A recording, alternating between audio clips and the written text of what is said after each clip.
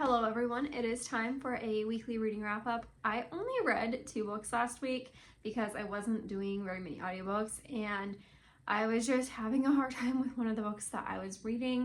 I read The Traitor Queen, which is the second book to the Bridge Kingdom series, and it did pick up like towards the end. I just kind of felt like the first book and then like half of the second book were boring and a little bit slow, and like all the time jumps that happen in the books can make it kind of hard to follow along, and like you miss, I feel like, a lot of stuff in between with some of these time jumps.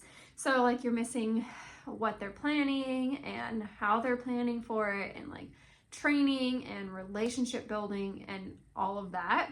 So I think I would rate the second book like a 3.75. I think I am still going to read the third book and see, like, maybe it's better. I don't know. We'll see. I'm probably still going to read that. And then I also read the Strawberry Patch Pancake House, which I thought was super cute. I rated it a 4-star.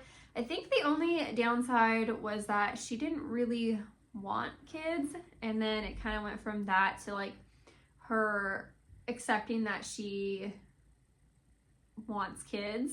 I'm trying not to spoil it, but that's kind of how it went, is a very quick jump from I don't want kids to oh, I do want kids. And then also she didn't really give him enough credit at the end, I felt like, which again, I don't want to spoil it, so it's very vague, but it just felt like she didn't give him enough credit. And then the timeline at the end was also a little weird.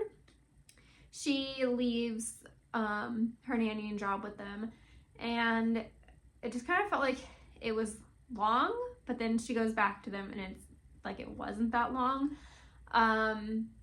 Overall though, really cute. I really liked it. He is a chef that came from, you know, the UK, and he comes here because the mother of his daughter has passed away, and he didn't even know that he had a daughter. So he's coming out here, dropping everything that he has known and built to come take care of his daughter and to virtually make sure she's okay. And he doesn't actually intend to stay there. He intends to go back. So until the relationship picks up and he starts to realize he does like the small town and his family in it, that's when he decides he's gonna stay.